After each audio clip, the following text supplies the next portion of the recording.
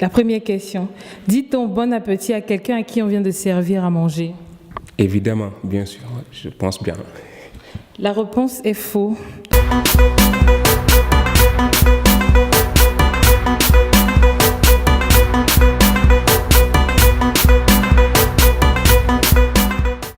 Bonjour chers amis d'Innovimage, vous regardez ATM, entendez par là Affronte à la Maroc sur la première chaîne de télévision subsaharienne au Maroc. Aujourd'hui nous recevons Khadim Johan, j'espère qu'il est content.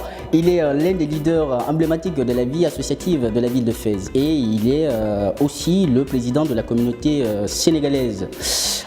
Il sera dans la première partie de l'émission avec la sublime Enis Kadia. Qu'est-ce qu'on a prévu? J'ai prévu une surprise pour notre invité et notre public. Ah oui, aussi le public, je ne savais pas. Mais c'est très bien. Et moi, dans la deuxième partie, je serai avec Khadim Johan. On va parler un peu de son parcours associatif et faire un petit crochet aussi voilà, sur sa vie estudiantine. Tout ceci pour votre plaisir.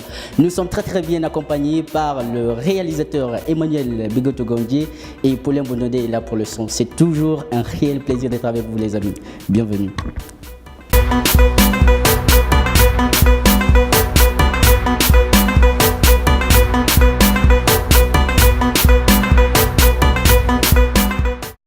Bonsoir Monsieur Radim, j'espère que vous allez bien. Bonsoir Enis, oui ça va, alhamdoulilah. C'est un immense plaisir de vous retrouver aujourd'hui sur notre plateau. Pouvez-vous vous présenter s'il vous plaît?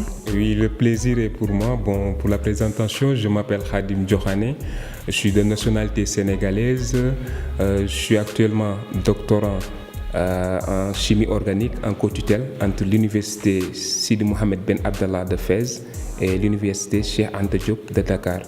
Je suis aussi actuellement l'actuel président des étudiants et stagiaires sénégalais résidant au Maroc, section Fès, USESM Fès, mais aussi l'actuel président et fondateur aussi de l'association des étudiants étrangers de la faculté des sciences de El Meraj ADEF.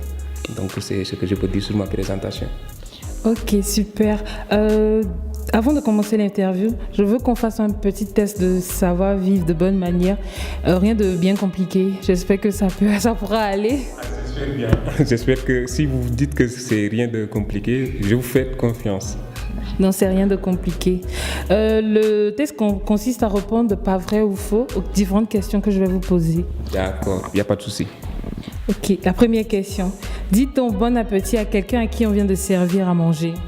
Évidemment, bien sûr, je pense bien. La réponse est faux. On dit bonne dégustation à quelqu'un à qui on vient de servir à manger. Et le bon appétit, c'est juste après avoir fini de manger qu'on souhaite à la personne bon appétit. Je vois, je suis d'accord. Ok, d'accord. La deuxième question, faut-il commencer par se présenter? Pour se présenter, faut-il commencer par sa civilité, c'est-à-dire soit par monsieur, madame ou mademoiselle, avant d'ajouter son nom? Bien sûr. Est-ce qu'on doit, du moment où on connaît déjà le sexe de la personne, on est devant lui, je pense qu'il est inutile de... Mais je sais pas exactement. Ou bien je vais vous demander de répéter la question si vous voulez bien. Okay. Avant de se présenter, faut-il commencer par sa civilité, avant d'ajouter son nom? C'est-à-dire, avant de se présenter, il faut que je dise mademoiselle, madame ou monsieur, avant d'ajouter mon nom. Vrai ou faux? De se présenter, oui. Non, c'est pas la peine. Il ne faut pas citer son sexe, c'est-à-dire monsieur ou madame. Il faut aller directement au nom. Bonne réponse, faux. Quand l'on se présente, l'humilité veut qu'on décline simplement notre identité et laisser les autres nous affecter l'honneur. Vrai ou faux? Pour entrer dans un restaurant, l'homme doit d'abord par galanterie laisser la femme entrer, ensuite fermer la porte après elle. Je vais dire que l'homme se doit de ouvrir la porte d'abord et laisser la femme entrer. Et qu'il entre et laisser la porte se refermer. Je pense que c'est la femme qui doit entrer par galanterie et voilà, après l'homme. Ok, faux. L'homme doit d'abord entrer puis tenir la porte pour que la femme entre. En entrant le premier, cela permet à l'homme de vérifier s'il n'y a pas de danger ou un esprit infâme dans la pièce. D'accord. Oui. Ok, merci d'avoir participé à ce petit test.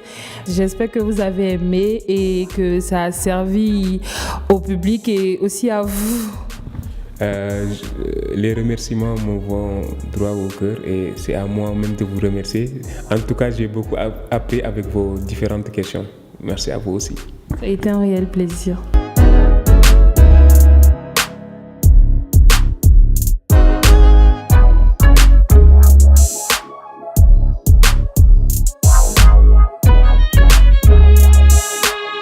Vous êtes en même temps doctorant et on sait que c'est pas facile. Et puis vous gérez quand même 2 associations. Comment vous faites? Oui, comme vous l'avez dit, hein, c'est pas du tout facile. Mais quand même, quand on est étudiant, quand on est doctorant, on est plus libre à pouvoir participer sur d'autres activités.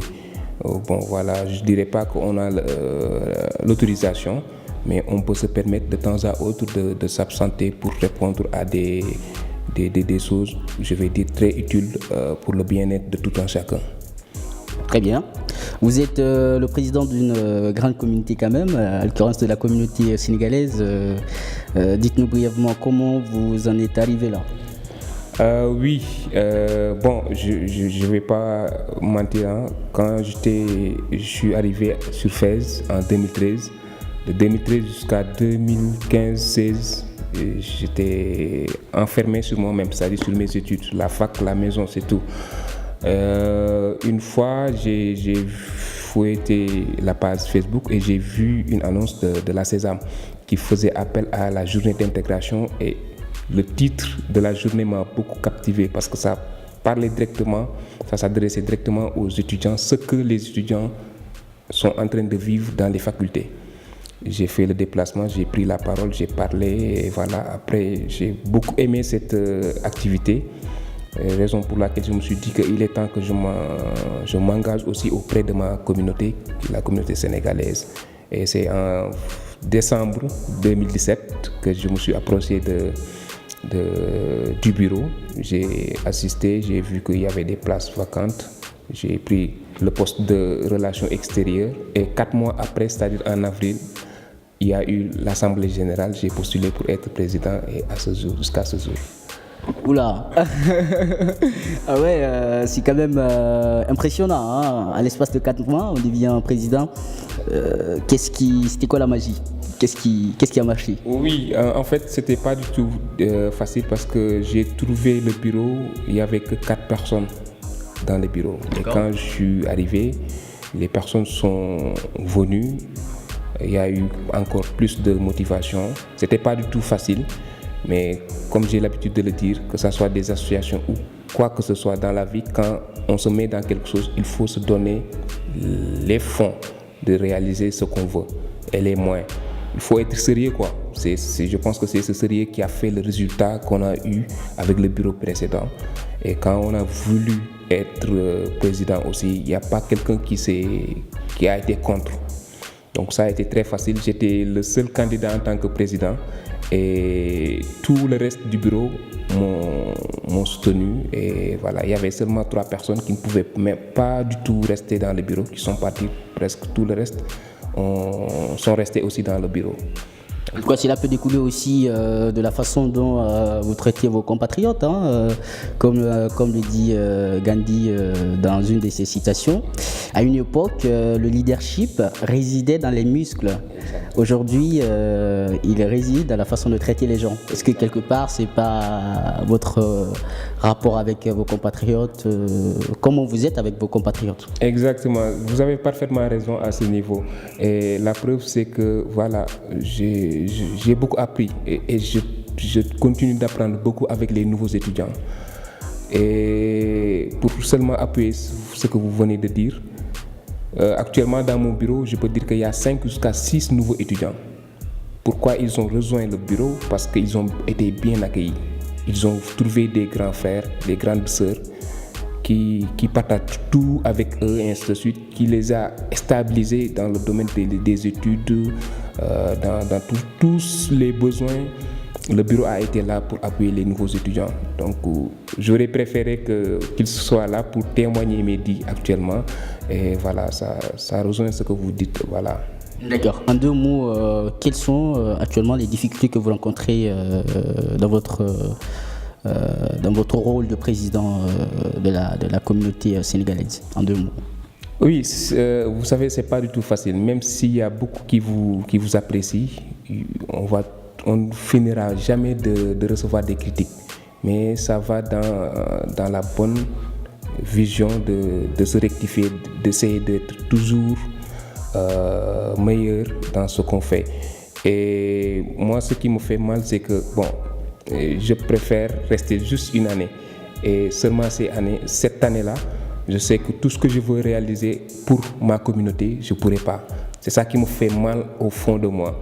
Mais sinon, je pense qu'on a fait beaucoup et j'aimerais que ça soit même chose avec le bureau qui va venir, Inch'Allah. Ah ben tant mieux, hein. Il faut être Mandela, il ne faut pas être un président dictateur. Hein. Alors, quel conseil avez-vous à donner? Il y a peut-être beaucoup, parce qu'on voit que dans la ville de Fès, voire même dans les autres villes du Maroc, il y a beaucoup d'étudiants qui concilient les deux choses, c'est-à-dire les études et aussi la vie associative. Comment concilier les deux sans régresser dans l'un des deux chemins? Comment? Oui, c'est pas du tout évident en fait. Et il ne faut pas se tromper ou se voiler la face. La première chose pour laquelle on est là ici, en tout cas la majorité, c'est pour les études d'abord. Donc il faut se donner cette sens, c'est-à-dire faire les études notre priorité dans toutes les choses. Maintenant, chacun a son emploi du temps. On peut le constater, par exemple, celui qui est en droit est plus à l'aise que celui qui est en sciences, les étudiants qui sont dans les écoles, ainsi de suite. Là-bas, il n'y a pas de temps parce qu'ils font des TD, des TP, ainsi de suite. Donc voilà, il y a cette réalité. Et comme j'ai l'habitude de le dire, nous, on ne force personne à venir adhérer. Mais on apprend beaucoup aussi dans les associations. Et il ne faut pas aussi le négliger parce que moi, je connais des personnes aujourd'hui qui ont terminé leurs études, qui travaillent à cause de l'expérience qu'ils ont eue dans les associations. Ouais. Donc, c'est très important aussi. Si toutefois, on peut faire les deux, c'est bon. Mais s'il y a à choisir, il faut choisir les études. Eh bien, j'espère en tout cas que le message est très bien entendu. Voilà, à titre de rappel, j'avais sur ce plateau le président de la communauté sénégalaise. Il s'agit de Hadim. C'est Hadim, hein, j'espère que je l'ai bien prononcé. Hadim Johan. Il était avec nous pour ces 10 minutes d'interview. C'est toujours un réel plaisir d'être avec vous, la famille. Pour retrouver nos émissions, vous pouvez aller sur notre page Facebook Innovimage ou carrément sur YouTube. Notre devoir, c'est de vous servir à tout temps. Bienvenue et c'est toujours un réel plaisir de vous reprendre prochainement.